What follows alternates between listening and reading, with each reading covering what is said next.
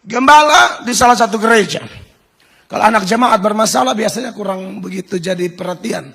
Anak pendeta bermasalah, waduh, syukur-syukur kalau yang datang tuh lebah semua. Tapi kan kadang-kadang ada gereja yang dipenuhi lalat, bukan lebah. Tahu ya bedanya ya. Lebah itu di tengah-tengah sampah dia bisa cari bunga.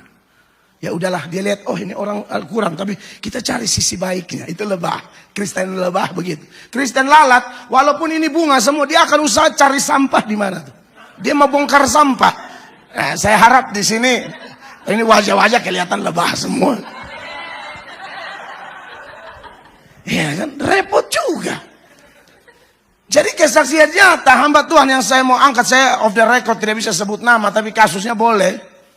Itu dia langsung pamit ke sinodenya. Saya udah nggak tahan omongan dari lalat-lalat di gereja itu. Waduh, bahaya banget.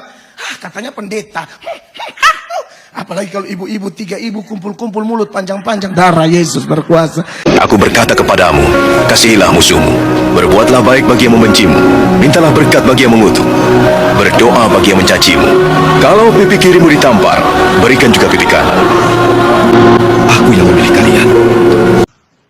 Baik, shalom. Satu sukacita luar biasa ada di tengah jemaat semua, keluarga besar BMC Philadelphia. Saya beberapa kali datang ke Philadelphia dan hari ini dapat kesempatan memberitakan firman di gereja ini. Ini satu anugerah luar biasa. Saya kenal dengan Pastor Lukas dan masuk ke gereja ini sekitar tahun 2018, IPLS, kegiatan pendeta-pendeta Gereja Indonesia, se-Amerika Utara dan Kanada. Dan waktu itu pakai gedung ini kita menyembah pendeta-pendeta semua, kita worship di sini dan itu luar biasa. Dan saya bersyukur, saya datang sama istri dan anak-anak, tapi mereka hadir di ibadah kedua dan ibadah ketiga. Baik, puji Tuhan saudara-saudara, saya langsung saja mengajak kita membuka firman Tuhan dari Efesus pasal 5 ayat 18. Efesus pasal 5 ayatnya yang ke-18. Saya akan bacakan ayat ini bagi kita semua. Atau karena ayatnya ada di depan, mari kita baca sama-sama dalam hitungan yang ketiga. 1, 2, dan 3. Dan janganlah kamu mabuk oleh anggur, karena anggur menimbulkan hawa nafsu, tetapi hendaklah kamu penuh dengan Roh Kudus. Saudara-saudara yang dikasihi oleh Tuhan Yesus, di bulan Juni di gereja Tuhan di tempat ini sedang bicara tentang terus miliki kepekaan, stay sensitive. Dan saya percaya kita bisa memiliki kepekaan yang sangat kuat dan sangat dalam apabila Roh Kudus memenuhi kita. Amin, kekasih Allah. Pada tanggal 29 Mei, gereja-gereja seluruh dunia di waktu yang berbeda tentunya merayakan atau memperingati satu hari luar biasa, yaitu kenaikan Tuhan Yesus ke sorga. Dan sebelum Yesus naik ke sorga, Yesus berjanji akan mengirimkan Roh Kudus kepada para rasul. Para rasul walaupun sudah belajar kurang lebih 3,5 tahun langsung dari Tuhan Yesus sebagai pengajar agung atau dosen di atas segala dosen, tetapi tanpa Roh Kudus mereka tidak akan mampu menyerap dengan benar kebenaran itu, apalagi mewujud nyatakannya dalam kehidupan sehari-hari, apalagi demi kepentingan kerajaan Allah. Maka dari itu Tuhan sebagai pribadi yang maha tahu siapa orang-orang yang dia pilih. Adalah orang-orang yang rapuh, orang-orang yang lemah, orang-orang yang sebenarnya gampang berubah. Petrus dengan begitu semangat, dengan berapi-api, membuat komitmen, bikin janji di hadapan Tuhan dan kawan-kawannya yang lain imannya tergoncang, aku tidak. Yesus menegur dia, Petrus, pada hari ini, malam ini juga, sebelum ayam berkokok 2 kali, engkau telah menyangkal aku 3 kali. Itu menurut versi Injil Markus. Sebelum ayam berkokok 2 kali, engkau sudah menyangkal aku 3 kali. Tapi Petrus yang waktu itu belum dibaptis dan dipenuhi dengan Roh Kudus, begitu berapi-api, begitu bersemangat, tetapi itu bukan semangat yang dikerjakan oleh Allah, tapi itu semangat sesaat. Ya. Dia berkata, aku rela di penjara, aku rela mati bersama engkau. Tapi fakta sejarah suci mencatat bahwa Petrus yang berapi-api, yang membangun semangat di atas dasar self, confidence, akhirnya tumbang. Tapi ketika dibaptis dengan roh, oh beda cerita saudara-saudara. Di depan orang-orang yang siap memenjarakan dia, siap menganiaya dia, Petrus berani bersuara, kami harus lebih taat kepada Allah daripada kepada manusia. Itu luar biasa. Itu mutlak kepenuhan Roh Kudus. Itu mutlak dorongan Roh Allah. Maka dari itu, Bapak Ibu yang dikasihi oleh Tuhan Yesus, maka bicara tentang terus miliki kepekaan dalam kehidupan perjalanan kita sebagai orang percaya, tidak bisa tidak, mutlak harus dengan kekuatan Roh Kudus. Saya sekolah teologi dan lagi ambil S3, tapi saya rasa bahwa mau belajar sampai S berapapun, tapi tanpa kendali Roh Kudus, bahaya Bapak Ibu terkasih. Ada orang belajar, ujung-ujung murtad. Belajar, ujung-ujung pindah agama. Belajar, ujung-ujung mulai bilang, wah ini Alkitab nih kayaknya ada masalah nih. Ini tidak bisa dipercaya dan lain sebagainya. Betul firman Allah berkata, tambahkan pada imanmu pengetahuan. Tapi pengetahuan yang seperti apa? Pengetahuan yang dikendalikan oleh Roh Kudus. Amin.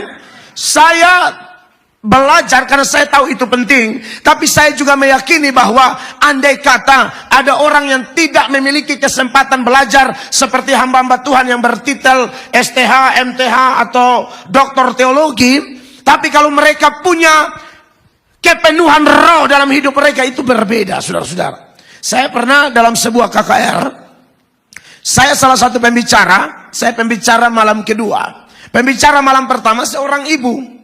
Dia khotbah begitu berapi-api. Kami KKR di satu pulau paling selatan Indonesia, Rote namanya. Kan Indonesia itu kan dari Sabang sampai Merauke, Pulau Miangas sampai Pulau Rote.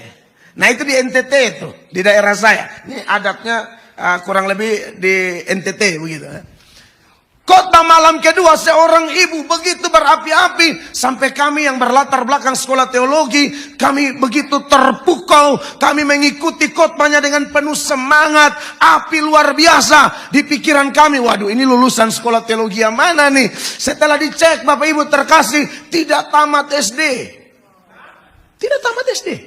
Fasilita luar biasa, dilengkapi dengan karunia kesembuhan. Lalu mereka punya, aduh, kami semua kaget. Saya tanya, ibu, mama, kami biasa panggil mama, sekolah teologi di mana? Aduh, anak Mel, saya tidak sekolah teologi, mama tidak tamat SD, mama hanya belajar di kaki Tuhan, mama hanya intim terus tiap hari, jaga jam doa, jaga jam baca Alkitab, dan disitulah Roh Allah berkuasa luar biasa. Seorang ibu rumah tangga dipakai Tuhan bikin gebrakan, memukau lulusan sekolah teologi. Di situ saya mulai belajar, oh ternyata sekolah oke lah, manusia mungkin butuh lihat gelar ya, tapi Tuhan kan tidak begitu. Samuel pun bisa salah menilai. Samuel, waktu Tuhan bilang pergi ke Bethlehem, ke rumah Isai, salah satu anaknya harus ganti Saul. Samuel terpukau dengan abang-abangnya Saul, yang abang-abangnya Daud, saudara-saudara, yang punya postur meyakinkan, penampilan luar biasa. Samuel langsung bilang, pasti ini, sampai 7 orang. Yang Samuel bilang, pasti ini. Tuhan bilang, bukan Samuel. Kamu melihat apa yang di luar, aku melihat sampai kedalaman hati. Amin, saudara-saudara. Maka saya rasa bahwa ini adalah topik yang sangat menarik yang disiapkan oleh BMC Philadelphia USA di bulan Juni ini, supaya jemaat terus memiliki kepekaan luar biasa. Amin, kekasih Tuhan. Baptisan roh itu terjadi satu kali, dan yang melakukan baptisan roh adalah Tuhan Yesus. Amin.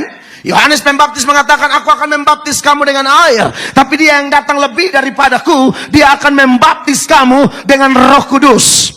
Amin. Dan baptisan Roh Kudus terjadi pada hari Pentakosta yang nanti kita akan rayakan beberapa hari ke depan. Saya mungkin di BMC ada itu ya, Ibu Shirley ya. Apa namanya? Ibadah peringatan 10 hari biasa ada ya. Ada ya. Kita biasa gereja karismatik seperti itu. Saya juga gereja karismatik. Dan itu menarik sekali saudara-saudara, bahwa ketika mereka dibaptis roh, itu dahsyat luar biasa. Amin. Baptisan roh itu mutlak diperlukan oleh semua orang percaya. Tapi itu terjadinya satu kali. Tidak ada baptisan roh berulang-ulang. yang berulang-ulang dan terus-menerus adalah kepenuhan roh.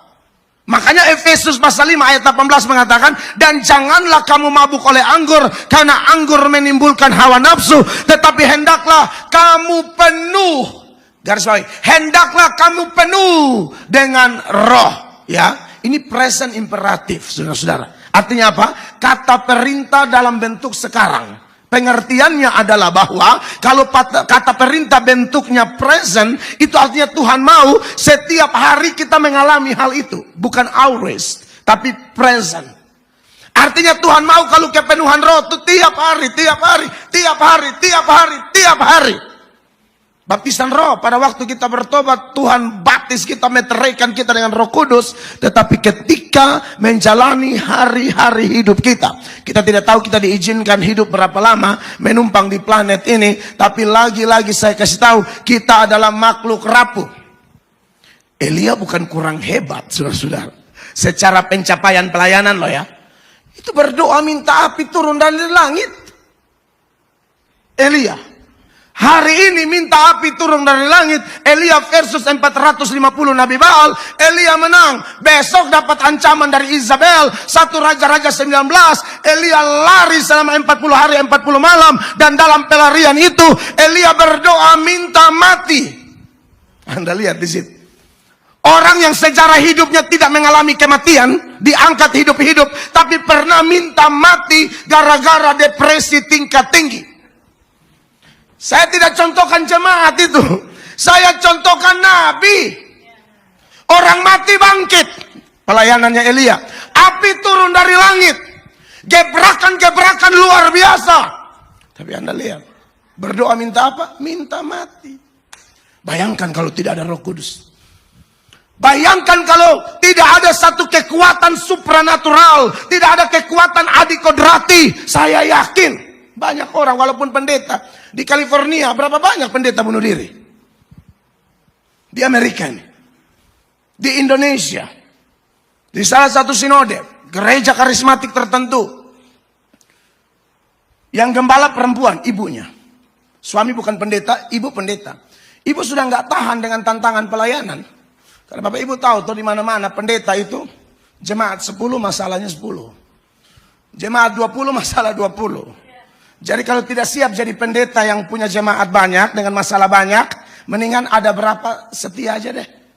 Kan ada yang bermimpi dapat jemaat 200 atau 300 atau 1000. Lu siap hadapi 1000 masalah. Semua pergumulan mereka kita harus dengar. Kita kunjungi, kita doakan. Hanya gembala atau pendeta atau pelayan yang dipenuhi Roh Kudus lah yang mampu mengatasi tantangan kiri kanan muka belakang. Tanpa itu sulit. Gembala di salah satu gereja. Kalau anak jemaat bermasalah biasanya kurang begitu jadi perhatian. Anak pendeta bermasalah. Waduh. Syukur-syukur kalau yang datang tuh lebah semua. Tapi kan kadang-kadang ada gereja yang dipenuhi lalat. Bukan lebah. Tahu ya bedanya ya. Lebah itu di tengah-tengah sampah dia bisa cari bunga. Ya udahlah dia lihat oh ini orang kurang tapi kita cari sisi baiknya. Itu lebah. Kristen lebah begitu. Kristen lalat walaupun ini bunga semua dia akan usaha cari sampah di mana tuh. Dia mau bongkar sampah. Nah, saya harap di sini ini wajah-wajah kelihatan lebah semua. Ya kan repot juga. Jadi kesaksian nyata hamba Tuhan yang saya mau angkat, saya off the record tidak bisa sebut nama tapi kasusnya boleh. Itu dia langsung pamit ke sinodenya. Saya udah nggak tahan omongan dari lalat-lalat di gereja itu. Waduh bahaya banget. Katanya pendeta. Apalagi kalau ibu-ibu 3 ibu kumpul-kumpul mulut panjang-panjang. Darah Yesus berkuasa. Itu setan sedang bekerja dengan double porsi saudara-saudara. Iya kan? Repot. Alkitab berkata memang kata-kata itu kan berbahaya. Hidup dan mati dikuasai lidah. Siapa suka menggemakannya akan memakan buahnya. Maka dia minta berhenti. Sinode bilang jangan dulu, jangan dulu, jangan dulu. Ibadah raya di hari yang dia mau bunuh diri itu. Ibadah raya jam 7 pagi. Dia gantung diri jam 2 pagi. Minggu. Psikologinya jelas. Dia tidak siap ketemu jemaat. Apalagi jemaat-jemaat lalat. Dia tidak sanggup mendengar. Dia lihat ibu itu saja darah Yesus. Dia lihat di sana, waduh ini 11-12. Iya kan? Bunuh diri. Maka saya pikir kepenuhan Roh Kudus sangat penting. Apa arti kepenuhan Roh Kudus? Arti sederhananya kepenuhan Roh Kudus artinya dikuasai terus menerus. Dengan itu kita bisa stay sensitif. Bisa memiliki kepekaan yang berkelanjutan. Amin, kekasih Allah. Nah, ngomong-ngomong tentang kepekaan yang dari Roh Kudus ini sangat penting, saudara-saudara, karena Roh Kudus itu membuat kita peka dengan cara memberikan kuasa kepada kita dan menuntun kita dengan firman. Itu yang membuat kita punya kepekaan. Yesus berkata, kenapa orang sesat? Karena kamu tidak mengerti kitab suci maupun kuasa Allah. Untuk orang bisa ngerti kitab suci maupun kuasa Allah, tidak bisa tidak. Itu pekerjaan Roh Kudus, Bapak Ibu terkasih. Amin. Yesus berkata kalau roh kebenaran itu datang, dia akan menuntun kamu ke dalam seluruh kebenaran. Dia tidak akan berbicara di luar apa yang aku bicarakan. Itulah Roh Kudus. Nah, saudara-saudara, kalau memang Roh Kudus membuat kita terus memiliki kepekaan, maka kepekaan terhadap apa? Yang pertama, yaitu kepekaan terhadap dosa. Kita tuh punya kepekaan, sensitivitas yang tinggi sekali. Yang ini dosa atau tidak? Cara ngomong kayak begini nih alkitabiah atau tidak? Cara berpikir kayak begini nih dibenarkan oleh Allah tidak? Apa definisi dosa? Ada banyak. Salah satunya menurut 1 Yohanes 3 ayat 4. Dosa adalah pelanggaran hukum Allah. Coba bisa 1 Yohanes 3 ayat 4, saudara-saudara. Di sana ada definisi dosa menurut surat Yohanes. Sama-sama baca 1, 2, 3. Setiap orang yang berbuat dosa melanggar juga hukum Allah. Sebab apa? Sebab dosa ialah pelanggaran hukum Allah. Nah, bicara tentang dosa, saudara-saudara, saya perlu mengajarkan kepada jemaat 4 keadaan di masa yang berbeda dalam kaitan dengan dosa. Ada masa yang namanya pra-kejatuhan, sebelum manusia jatuh dalam dosa. Ada yang namanya pasca kejatuhan. Ada yang namanya di dalam Yesus. Dan ada yang namanya dimuliakan. Pra-kejatuhan itu sebelum Adam dan Hawa jatuh ke dalam dosa. Dalam posisi ini, manusia bisa berdosa, bisa tidak. Dan fakta sejarah mencatat akhirnya mereka berdosa. Sebenarnya mereka tidak berdosa, tapi ada kemungkinan itu. Bisa berdosa, bisa tidak. Makanya Tuhan bilang, semua pohon dalam taman ini boleh kau makan buahnya dengan bebas, tapi pohon pengetahuan yang baik dan yang jahat tidak boleh kau makan. Ternyata mereka makan. Nah, inilah kondisi manusia pra-kejatuhan. Pasca kejatuhan, setelah kejatuhan, tidak bisa tidak. Manusia pasti berdosa terus. Kemudian datanglah Yesus, orang menerima Yesus sebagai Tuhan dan Juru Selamat. Amin. Nah, orang kembali kepada posisi pertama. Bisa berdosa, bisa tidak. Jadi sekalipun kita ada di dalam Yesus, kita harus berjaga-jaga. Kita harus punya sensitivitas yang tinggi dengan Roh Kudus. Supaya kita sensitif juga terhadap dosa. Karena kita ada kemungkinan jatuh atau tidak. Seperti yang terjadi di Adam dan Hawa di Taman Eden sebelum kejatuhan. Dan yang keempat, dimuliakan. Nah, itu kita sudah pakai tubuh kemuliaan. Roh kita sudah sempurna. Itu tidak bisa berdosa lagi. Kalau masih di sini, pendeta pun harus berjaga-jaga. Harus. Sudah pernah dengar pendeta selingkuh? Banyak. Banyak pendeta selingkuh. Dulu yang IPLS 2018 itu kami salah satu gedung kami pakai di sini. Dan ada di gedung lain di sekitar Philadelphia ini. Seorang pendeta bersaksi dan itu kesaksiannya dia saksikan di depan pendeta. Waduh, itu pendeta hafal ayatnya luar biasa. Bahasa roh jangan ditanya lagi. Itu pegang mic, lepas mic, bahasa roh terus. Dekat sama keluarga tertentu jemaat. Waktu beliau masih di Indonesia. Jemaat itu sering datang ke rumah gembala. Awalnya sharing-sharing. Lama-lama sering-sering. Iya. Berujung apa? Serong-serong. Akhirnya Bapak Gembala pacaran sama ibu ini. Ibu ini tinggalkan suaminya. Bapak Gembala tinggalkan ibu Gembala. Tinggal berdua. Ngeri. Jadi kita ini saudara-saudara namanya belum di sorga. Kalau mau sempurna di sorga sudah pakai tubuh kemuliaan ya. Kalau tubuh yang ini nggak mungkin sempurna. Amin. 2 Korintus pasal 4 ayat 16 mengingatkan kita bahwa yang perlu dibaharui itu batin kita, bukan fisik. Fisik ini tidak ada orang tambah tua tambah cantik. Coba ibu-ibu yang sudah 60-an di sini cek foto ijazah. Ijazah asli atau palsu? Indonesia mainannya ijazah palsu terus. Orang Amerika sudah pikir bagaimana tinggal di bulan. Kita cek ijazah bikin pusing kita orang Indonesia. Saya juga beri tanggapan tuh apa yang tidak penting aja. Orang nggak punya ijazah pun kalau dia bisa memimpin dengan benar, kenapa tidak? Kacau nih dunia sekarang. Tapi saya cinta Indonesia. Hanya saya tidak suka orang-orang yang suka aneh-aneh. Kan kasihan. Orang sudah di Amerika, sudah pikir sesuatu yang wow, luar biasa. Urus kertas palsu asli aja. Saudara, tidak ada orang tambah tua, tambah tampan, tambah tua, tambah cantik, tambah tua, tambah kuat. Nggak ada. Orang-orang beriman seperti Ishak aja tambah tua, mata mulai kabur, bahkan buta, sehingga ditipu oleh Yakub. Jadi tidak ada orang tambah tua, tambah kuat. Coba 2 Korintus pasal 4 ayat 16, sama-sama baca. 2 Korintus 4 ayat 16. 1, 2, 3. Ternyata belum ya. Ayat itu mengingatkan kita, saudara-saudara, ya. Saya minta maaf Ibu Shirley, saya kalau khotbah memang selalu spontan supaya tahu berhentinya kapan. Kalau pakai PowerPoint, waduh, bahaya. Ini kan waktu kita harus ibadah kedua. Saya udah tes pakai PowerPoint, jadinya kayak kuliah. Tapi ada orang yang memang cocok, tapi kan saya tidak cocok. Dari muka aja nggak cocok. Sama-sama, 1, 2, 3. Sebab itu kami tidak tawar hati, tetapi apa? Meskipun manusia lahiriah kami semakin merosot, namun apa? Manusia batinia kami dibaharui dari sehari ke sehari. Haleluya. Nabi Elisa meninggal gara-gara apa? Gara-gara sakit. Paulus sakitnya sembuh atau tidak? Tidak.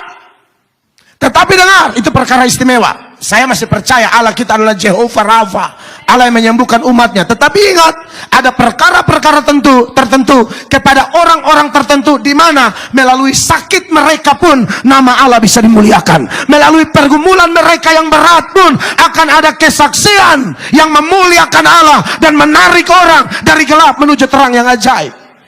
Amin, kekasih Allah. Jadi walaupun manusia lahiriah kami semakin hari semakin merosot. Jadi kalau ada oma-oma tetap merasa diri cantik, terpujilah nama Tuhan ya.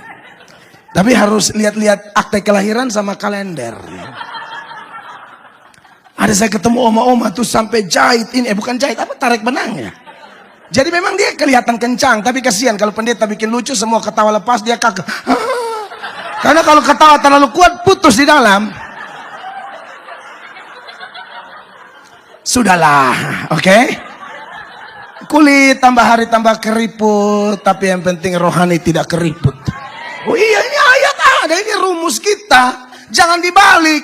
Orang kadang-kadang rumusnya dibalik. Rohaninya bermasalah, nggak ada apa, nggak penting. Yang penting ekonomi tambah naik. Yang penting fisik tambah bagus. Hello, cek dulu kerohanian kita, miliki kepekaan. Apakah kamu baik-baik saja? Amin. Jadi Bapak Ibu terkasih, pertama kalau ada Roh Kudus kita sensitif terhadap dosa itu ya. Nah, dosa itu orang Kristen harus mengerti bahwa beda live in sin and fall in sin. Difference, absolutely difference. Live in sin ya, orang hidup atau tinggal dalam dosa itu seperti bebek masuk ke dalam air. Bebek kalau masuk ke air, ke kolam, dia senang sekali. Tanda orang tinggal dalam dosa, dia melakukan dosa sebagai kegemaran. Senang banget, bangga banget, mau ditingkatkan, mau diteruskan, pakai ajak-ajak keluarga lagi. Ajak-ajak teman, yang ini enak banget tahu. Itulah kalau orang live in sin.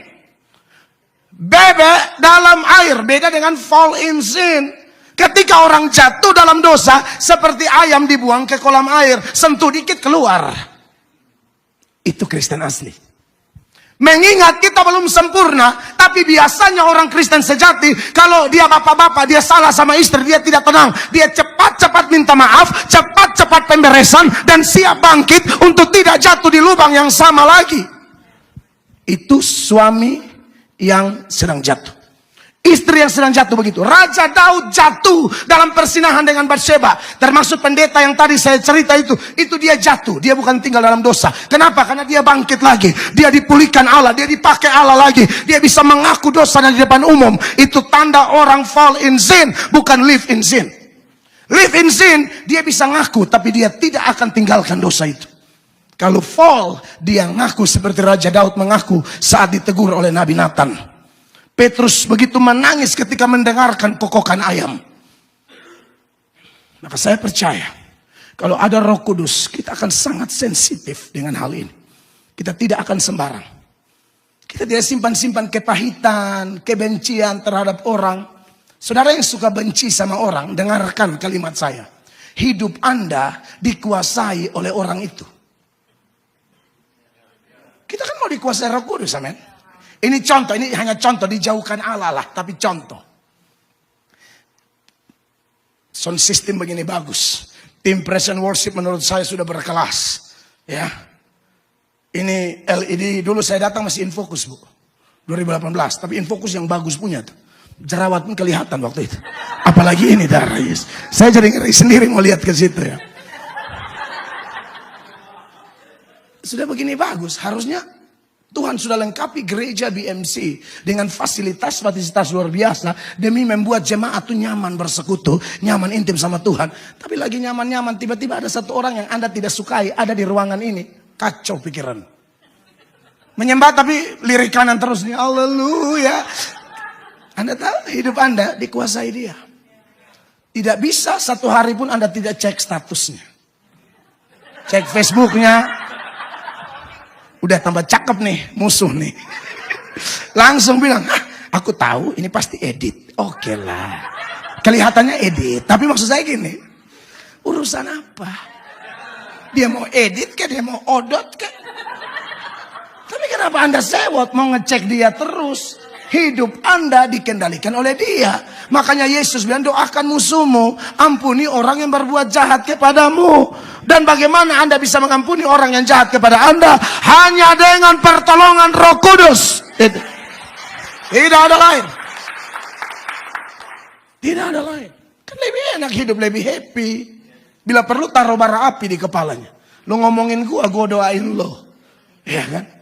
Ketemu, tegur sapa duluan. Hai, dia hanya begini. Tidak apa-apa. Pembalasan hak Tuhan, kan begitu. Saudara membalas minimal dengan mengomentari atau menggosipin dia kepada orang lain. Anda telah mengambil hak Tuhan. Anda telah jatuh di peperangan yang salah. Peperangan kita bukan melawan manusia. Peperangan kita lawan darah dan daging. Peperangan kita bukan lawan darah dan daging. Peperangan kita lawan roh-roh jahat. Haleluya. Itu ya, kalau jemaat tuh pendeta punya benar, mereka kurang mengapresiasi ya. Pendeta salah, parah juga. Tidak apa-apa ya, pembalasan hak Tuhan. Saudara diberkati Tuhan Yesus Kristus. Hal yang kedua yang mau saya sampaikan kepada jemaat. Kalau kita dituntun di bulan Juni untuk stay sensitif. Sensitif terhadap apa? Terhadap serangan setan. Sudah bocor tadi itu Efesus 6 tuh, ayat 12. Peperangan kita bukan melawan darah dan daging. Melawan roh-roh jahat, penghulu-penghulu, penguasa-penguasa, pemerintah-pemerintah. Yang jahat ini. Lawan satu penipu yang jahat aja kita udah pusing. Ini pemerintah-pemerintah, penghulu-penghulu, jamak, kuat, hebat, jahat. Mungkinkah Anda mengalahkan itu dengan kekuatan sendiri? Tidak mungkin. Ambil seluruh perlengkapan senjata Allah. Dan salah satu dalam deskripsi yang Paulus buat, dia bilang berdoa dalam Roh Kudus. Berdoa dalam roh. Berdoa yang dikuasai atau dikendalikan roh. Maka kita akan mampu menghadapi serangan setan. Tahu cara kerja setan, tahu Bapak Ibu? Dia mengalihkan dari hal-hal rohani kepada hal-hal yang jasmani. Dia mengalihkan dari hal-hal yang kekal kepada hal-hal yang bersifat sementara. Yesus dipimpin Roh Kudus di padang gurun. Amin. Setelah dibaptis oleh Yohanes Pembaptis, Lukas 4, Matius 4 dicatat Yesus masuk ke padang gurun kan. Roh Kudus berkuasa atas dia. Setan datang mencobai dia. Setan mencobai bilang apa? Kalau engkau anak Allah, ubah batu ini menjadi roti. Dia tahu Yesus sedang puasa. Puasa itu sesuatu yang rohani. Dia mau menggeser hal-hal rohani yang sedang Yesus lakukan kepada hal jasmani. Kalau engkau anak Allah, rubah batu ini jadi roti. Dia datang tepat pada waktu Yesus lagi lapar. Luar biasa. Hati-hati. Sensitif. Setan selalu menggeser kita. Ini sudah tahu jam ibadah, tapi setan akan bikin satu ide-ide baru. Hati-hati Bapak Ibu. Amin. Kuduskan dulu hari Sabat, baru urus yang mau jalan-jalan kayak kuduskan dulu. Hebat ibadah jam 8, jemaat datang, nggak ada yang tidur lagi, luar biasa. Biasa di gereja lain saya udah khotbah kayak ini. Kalau ada yang tidur mungkin terlewatkan dari pandangan saya. Tapi luar biasa, kuduskan hari Sabat. Amin. 2-3 orang berkumpul sepakat Yesus hadir. Rohnya bekerja di sini. Kita dipenuhi terus-menerus sehingga kita bisa tahu tipu daya setan. Tipu daya setan yang berikut, dia sering pancing keakuan kita. Dia apa? Kalau kami di NTT bilang suka bikin makan puji. Dia pancing kita supaya makan puji. Katanya anak Allah. Sudah lihat itu kalimat bahaya tuh. Kamu anak Allah kan? Coba dong. Kamu orang Surabaya toh? Kayak gitu. Katanya kenal sama ini. Telepon dong. Kita tidak telepon manusia saat ada masalah. Tuhan dulu. Nanti baru Tuhan ngerahkan kontak dia bisa. Dia bisa jadi Allah Tuhan. Tapi jangan apa-apa langsung kontak ini. Kontak itu. Masuk ke kamar doa tersungkur. Angkat 1-2 lagi penyembahan. How great. Amen. Is our God. Roh bekerja. Jangan langsung telepon-telepon. Doa dulu. Dan saya percaya kalau orang percaya yang sungguh-sungguh mengenal Tuhan akan mengerti pesan Tuhan ini. Amin. Ibu Gembala masih ada 2 bagian tapi saya lanjut ibadah kedua aja ya. Oke ya, karena khotbahnya tidak sama, harus bersambung ya. Oke, sampai jumpa di ibadah berikut. Beri tepuk tangan yang meriah bagi Tuhan Yesus Kristus. Mari kita berdiri bersama-sama jemaat terkasih. Haleluya. Luar biasa.